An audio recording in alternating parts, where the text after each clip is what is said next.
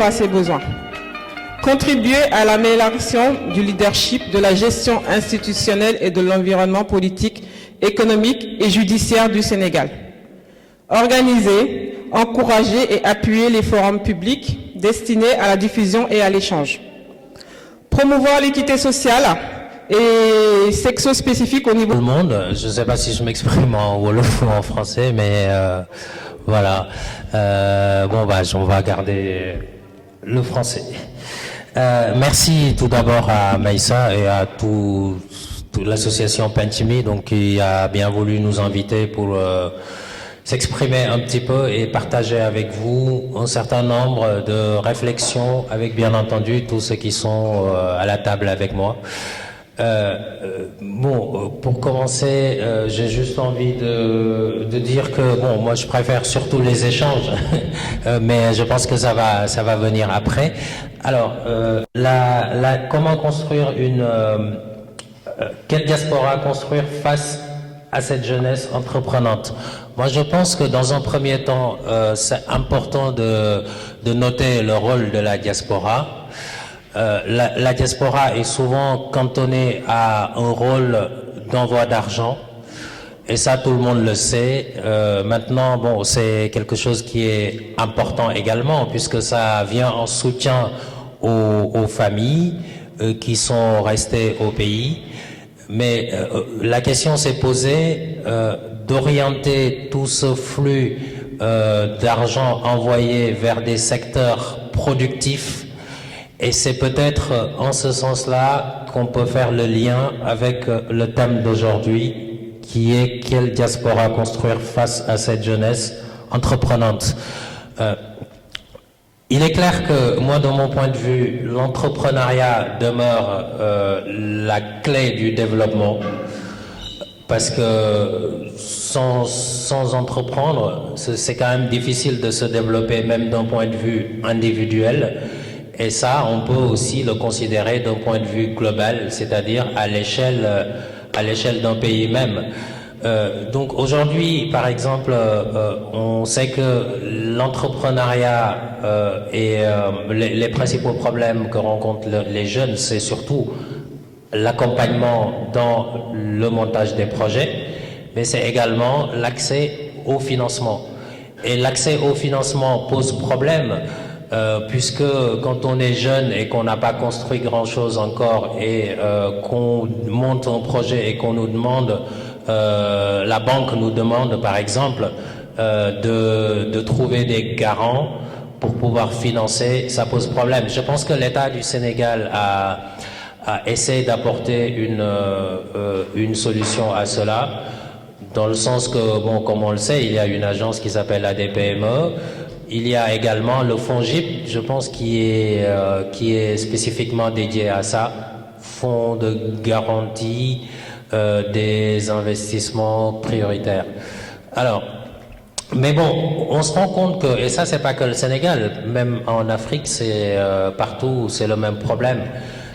Pour arriver à cela, il faut développer des outils de financement innovants.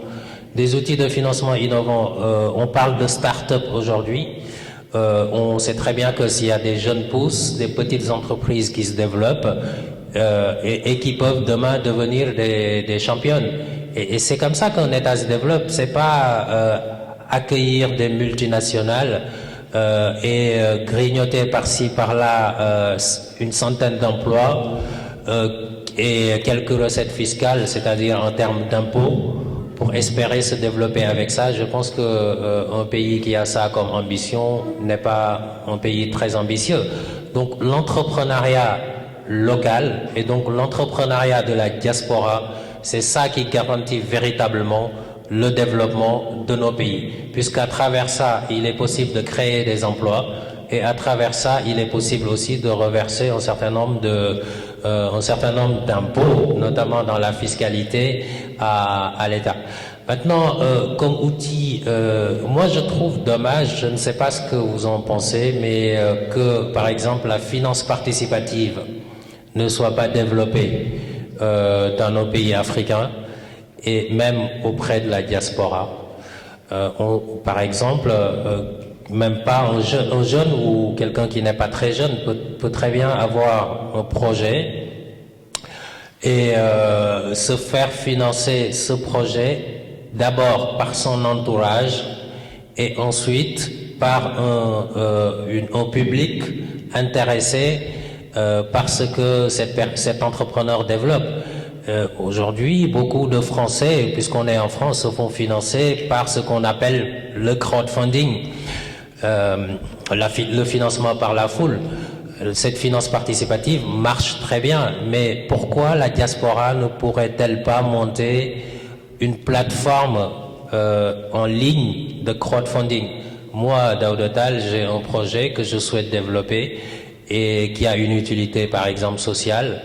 Je dépose mon projet sur une plateforme de financement spécifiquement dédiée à la diaspora et mes collègues qui sont mes co-débatteurs qui sont autour de la table peuvent mettre un petit peu d'argent par-ci, par-là et comme ça, c'est avec des petites choses qu'on arrive à faire des montagnes.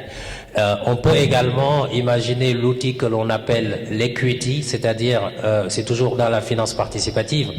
Si, par exemple, quelqu'un a un projet qui est pertinent, bancable et qui peut très bien demain rapporter beaucoup, il faut que l'on accepte, nous, au sein de la diaspora, de pouvoir prendre des actions, par exemple, sur un projet que Maïssa porte ou que quelqu'un d'autre, je prends juste un exemple, en sachant que on devient actionnaire, peut-être minoritaire, à l'échelle de 1%, 2%, 5%, etc.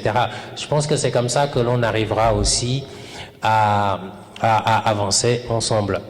Maintenant, bon, comme je vous l'ai dit, hein, moi je préfère les échanges tout simplement plutôt que de prendre un exposé et de vous le livrer. Bon, pour l'instant, je sais très bien que voilà, là, je vais m'arrêter là. L'entrepreneuriat reste le moteur du développement dans tous les pays et la diaspora a un rôle majeur à jouer dans ce sens. Et j'espère qu'ensemble nous pourrons réfléchir. Et voilà, bon, je passe la parole à quelqu'un d'autre et puis j'espère vraiment pouvoir échanger avec vous ensuite. Merci. Donc on retient sur l'aspect économique. Je pense qu'il y a des questions, parce que pourquoi ça ne marche pas au niveau des Sénégalais en général, parce qu'au niveau des Asiatiques ça marche bien, au niveau comment on appelle, des Maliens déjà qui commencent à bien se construire, donc pourquoi pas chez nous? Donc là, il y a des questions, je pense que tout à l'heure le public. Mais on va continuer d'abord avec Salou qui va nous parler, ou s'il y a des personnes qui veulent poser des questions. Ok. Des contributions. Ou des contributions, ouais. Ok. La Banque de France, hein. Toute la Banque de France, avec l'état actuel de ton pays, tu resteras un bouffon. Tu n'as pas d'outil de production ni de force de production.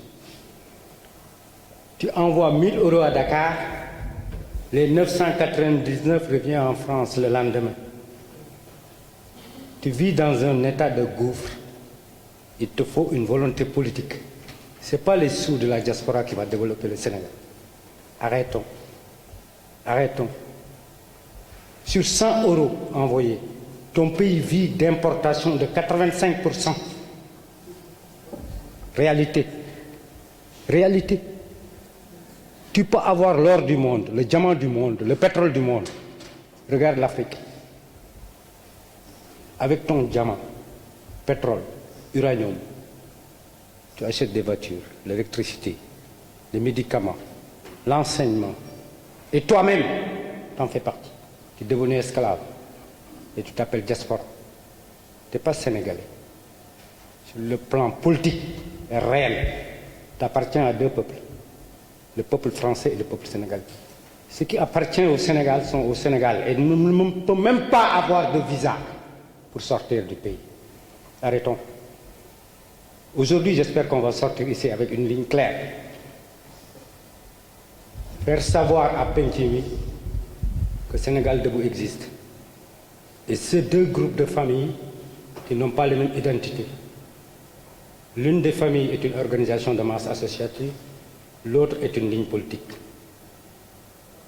et on ne peut pas bouffer dans la même gamelle. Si on veut gagner, tous ensemble, on devient un. Et c'est comme ça qu'on peut être patriote. Pas nationaliste, pas du nationalisme, du patriotisme, oui. Et j'espère qu'avec les autres frères, compatriotes et amis, avant que cette fossée nous divise encore, on va retrouver une solution aujourd'hui pour bâtir notre Sénégal, qui n'a jamais existé depuis toute son histoire. Merci. Est-ce que vous pouvez nous dire, quelles sont les solutions? Mais tout à l'heure, on va y revenir. On va juste passer, parce que là, on passe à une transition. On va aller sur la politique. Mettons-toi là-dessus. OK. Merci. Merci.